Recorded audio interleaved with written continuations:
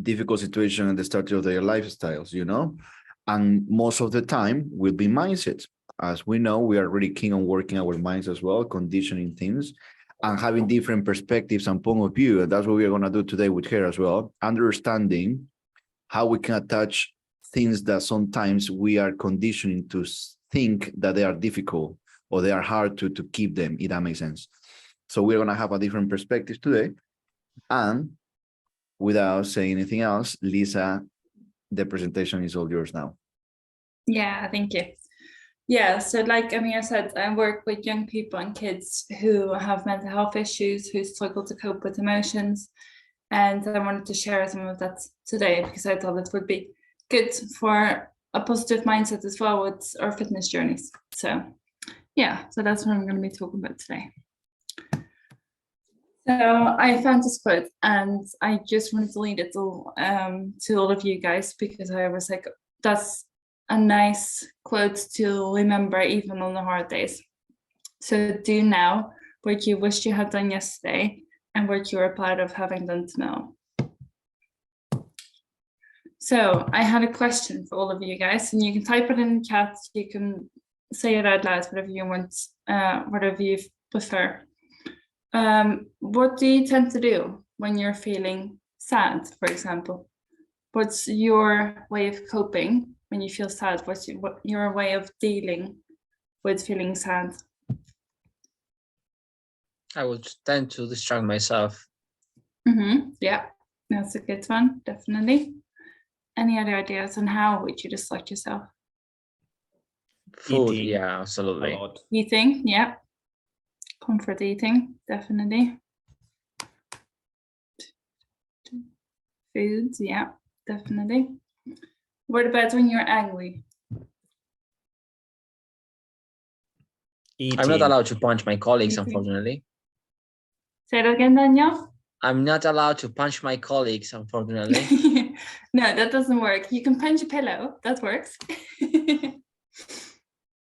Or punch a punching bag, do some boxing.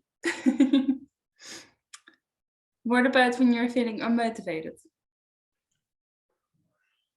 So what I do, because especially when I'm motivated, I just give up, especially from when I'm trying to study or whatsoever, and I just end up procrastinating and I feel worse about it after that. Yeah. Afterwards, you just feel like you haven't achieved what you wanted to achieve, and you don't feel as productive as you normally would, definitely. And then frustrated. What about when you feel frustrated? Eating, yeah. Comfort eating is definitely a big one. Hard to say, to be honest, because I mean, I can obviously think about sad, angry, unmotivated, but frustrated. I don't know, to be honest. Well, we've got some good ones for the other ones. So let's have a look at positive and negative coping mechanisms. So there's things which are called positive coping mechanisms and something that's called a negative coping mechanism. So a positive coping mechanism is something you can do in a moment when you feel upset, when you feel sad, when you feel angry, when you feel unmotivated, where you make yourself feel a little bit better, but it's also something which is good for you in the long term. And a negative coping mechanism is something you can do to make yourself feel a little bit better in the moment, but which is not necessarily good for you in the long term. So I wrote down some ideas like listening to music is a positive coping mechanism, drinking a warm cup of tea might make you feel a little bit better in the moment, going out for walks. Talking is a big one. If you're feeling really upset about something, then talking helps a lot of people. Writing it down. If you don't feel comfortable talking about something, you can always write it down instead. So at least it's out of your system and it's on a piece of paper. Taking a warm shower, doing stretches or workouts, even though you might not always feel like doing a workout, or even going for a walk or going for a jog or whatever it might be. It's released dopamine in your system, and it's going to make you feel a lot better afterwards, even if it's a 5-minute workout, even if it's 5 minutes of stretches, or even if it's 10 jumping jacks. it's going to release the dopamine in your system, and it's going to make you feel a little bit better afterwards. So it's definitely a positive coping skill, because it helps you to feel a little bit better in the moment, but it's also good for you long term. Getting some fresh air, getting some sunshine, going for a walk, spending time with friends, family, pets, and for some people, the meditation or mindfulness works, or even talking positively towards yourself. Other people just need, like I did the other day, I just went out for a walk at the beach, and I just had the wind in my hair, the wind in my face, all the dogs out, the sunshine was there, and that was my way of having that bit of mindfulness and a bit of meditation. So it's different for everyone. What's some of the negative coping skills be?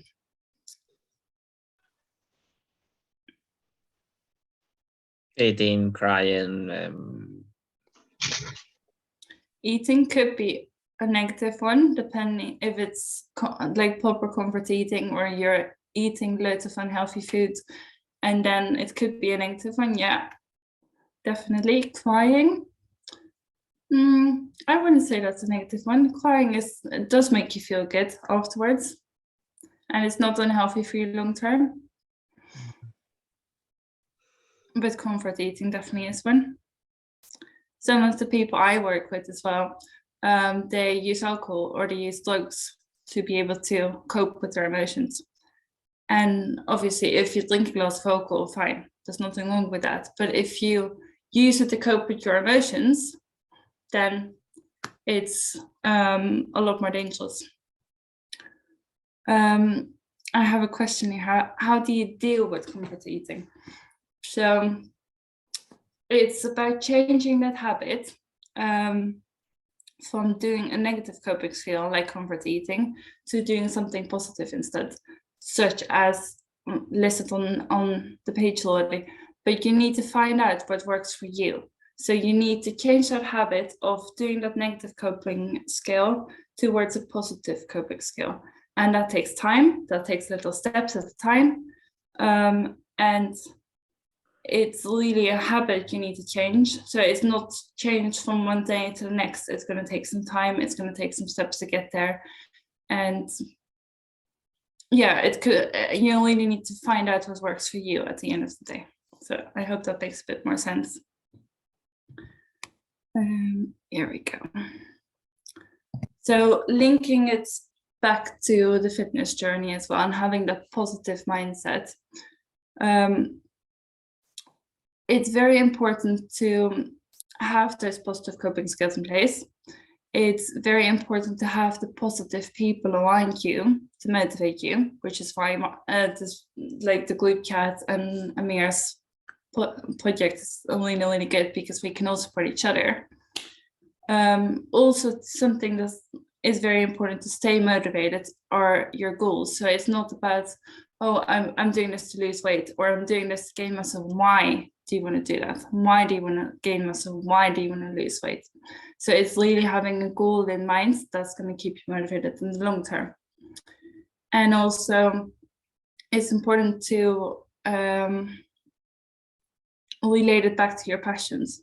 So for example, if you love going to boxing sessions, or you love swimming, or whatever it may be, arm wrestling, then it's doing that more often and enjoying yourself with it, and that's going to keep you more motivated and give you that positive mindset for a longer time as well.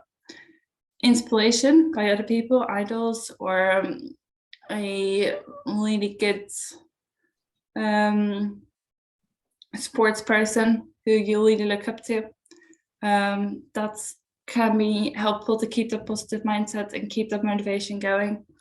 And really doing it step by step, so gaining that confidence, gaining that consistency over time, so giving yourself that time as well, and building up those habits and those routines. Talking positively to yourself, so even if you're having a bad day, which happens to every one of us, know that it is okay, know that you have people supporting you at the end of the day, and just think about when you wake up the next morning, think about it in a way that, yes, I've had a bad day yesterday, but it's going to be a new day today. So And even in the moments as well, it's not about talking down to yourself, or you're thinking, oh, I'm really like unmotivated and I'm not doing well today and I'm just feeling bad about myself. If that happens, that's okay.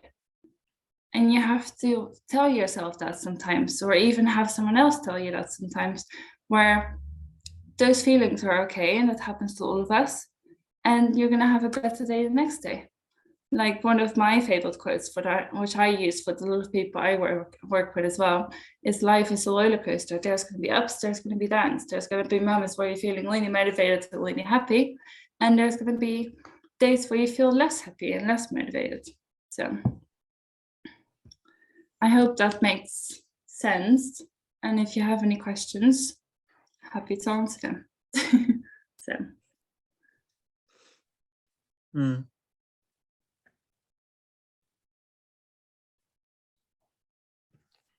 I know my details are there as well. So you can put them in the chat box, you can just ask them, or you can post them on the group chat if you can't think about any at the moment. So Lisa, sorry. yeah. Hello, Adrian. I have a question. It's more related to, instead of your own mindset, how would you approach to someone that is not in the mindset, if that makes sense? So if this person is not having a good day, but you want to support that person, how? Because I guess it's different when you try to support yourself or to motivate yourself. But if the case is someone else, how would you approach this person? Very much dependent on the mindset. What if they are not motivated that specific day, or what exactly do you mean? If they feel down that specific day?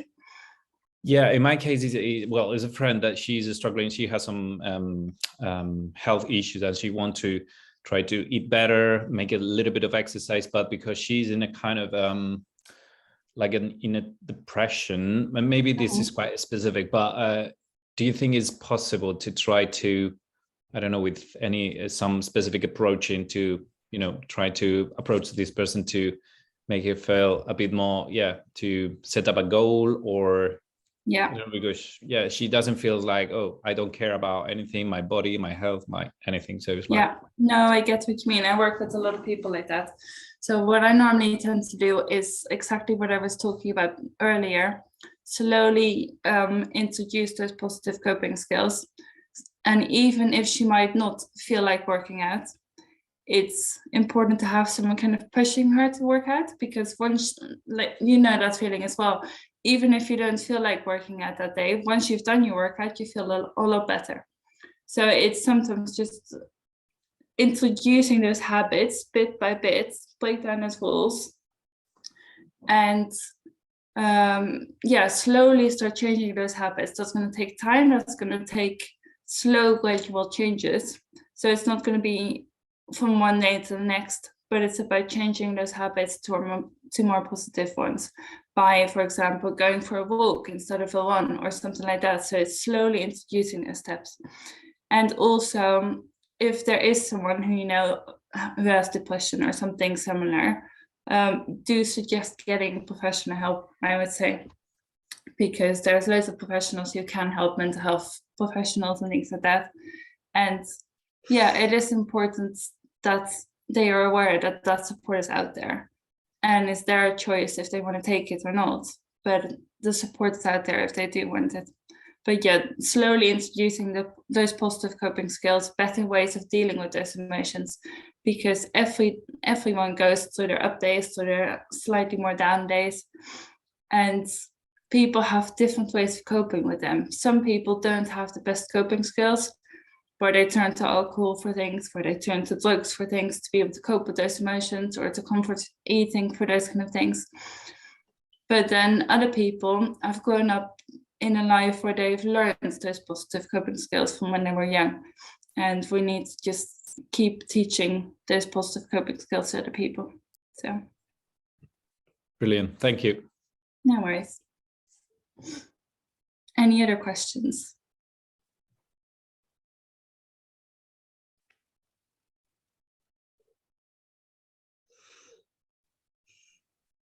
Well, I think Well, this is more than a question. It's something I was going to say before. Following the question of Adrian, sometimes something that I apply to myself and also for the people I'm training with, and even for friends, like if they are like sad, depressed, stuck or whatsoever, and you ask them like, what would be your goal? What would you like to do?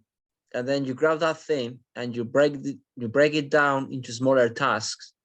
Because maybe just running 5 kilometers is too much. So you grab that goal and you break it into smaller pieces. Say, okay, no worries. Let's run 30 seconds today. So grabbing a target, breaking it down to something more achievable, so that person can feel more little by little. That's one of the things I do, and it definitely works on myself. And in my short experience with other people, training and so on, that works as well. It's like break down the target, break it down, make something achievable, and then from that we will slowly. Definitely, that's very important. Breaking down the bigger goals, but also if you're feeling sad for a specific reason on a specific day, knowing that it's okay to feel sad that day. That's okay too. If you feel angry, it's okay to feel angry, and making sure that those people know that as well. That's important to remember as well. Sometimes you just need 5 minutes for yourself and then get back to your goal again after that with those little steps. Exactly. And something that I want to just tell you guys regards to emotions, okay? So I don't know if that happens to you, but when you are really happy, you want to do everything, you know? You want to do exactly everything. You are so motivated, and sometimes we are conditioned to do things when we are motivated, when we are happier. But why we cannot do the same things and condition our mind to do things that sometimes we need to do, even if we are sad or angry, for example. But it's all about perception, okay? It's all about you just telling yourself, look at it. I feel sad. I feel angry. I feel unmotivated. I will do it. And then if after 5 seconds or even 10 seconds, I'm still feeling like that, I leave it. And sometimes that happens. Like, for example, with martial arts, every single time that I go, I'm shaking. You know, I'm really literally shaking because I don't like to be in a situation where I'm fighting with someone else. Okay, because I haven't been conditioned to fight with other person, if that makes sense. And literally, we need to fight. In sparring, you need to fight, and sometimes you're gonna get, you know, that's what happens with my ear.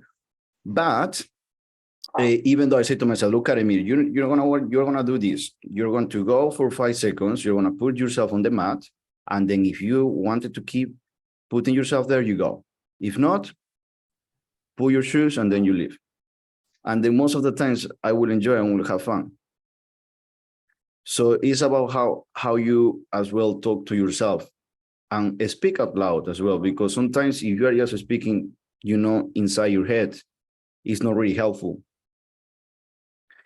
And sometimes the best conversations that help you a lot when you are with a friend or when you're talking with your parents or with your family members is when you are just speaking out and then you hear your voice and say, okay, oh, look at it. I've been telling that to my friends. And that's when you came up with solutions. But it's not then that they're giving you the solutions. It's when you are just having the opportunity to speak out what is on your mind, if that makes sense.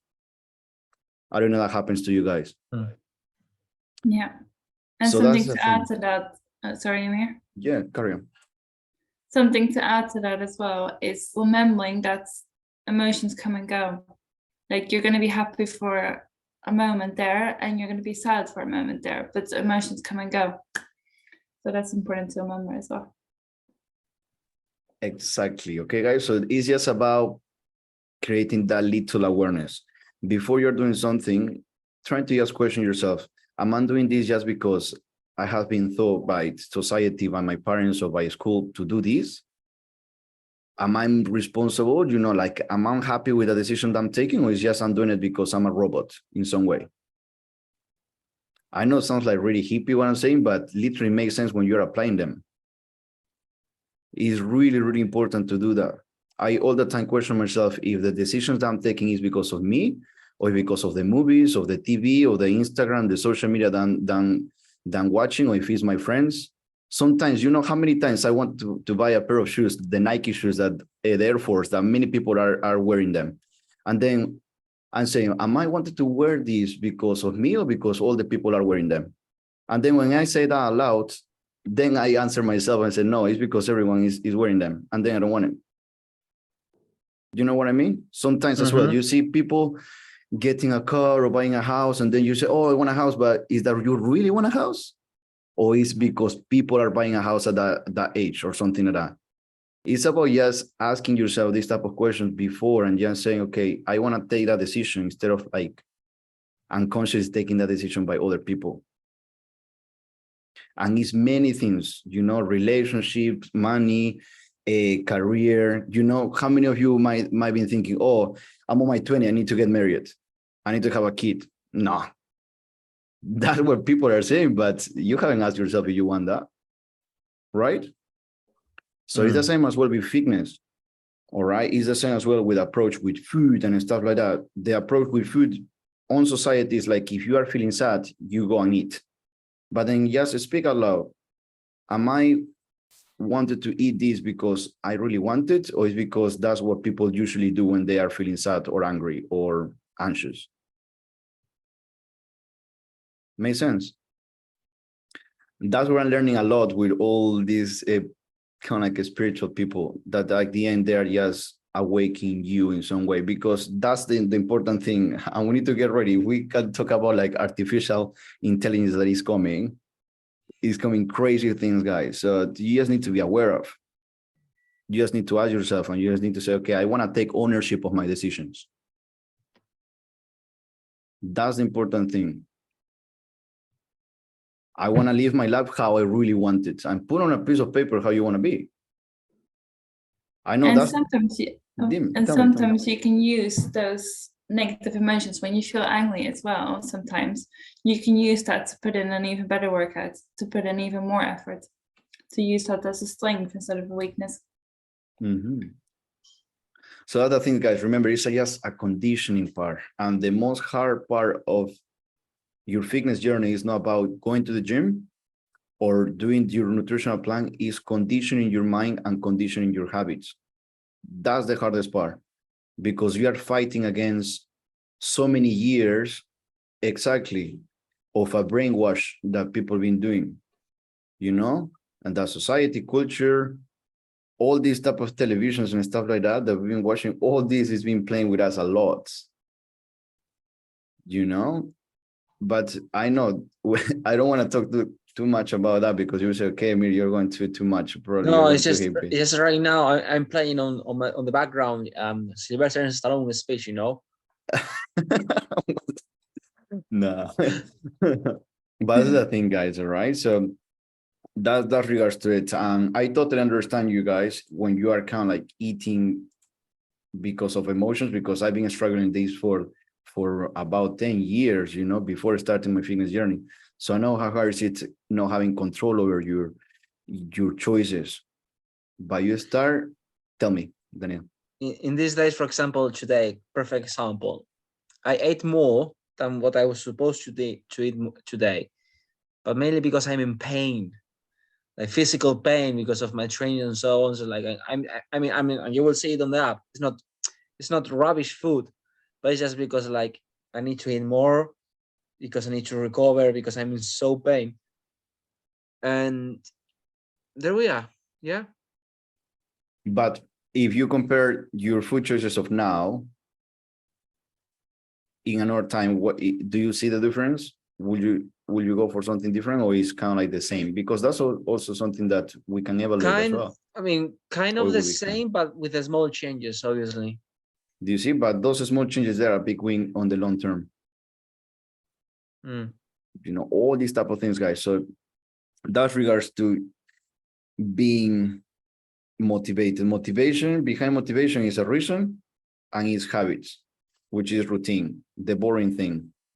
If they will create movies right now about routine and discipline, Hollywood will go broke, because it's not sexy, you know, it's not fancy, it's like boring.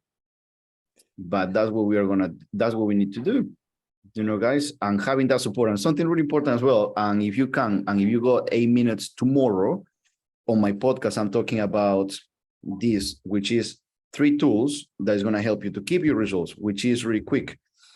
Don't tell to all the people that is surrounding you. It can be work people, it can be family, it can be friends.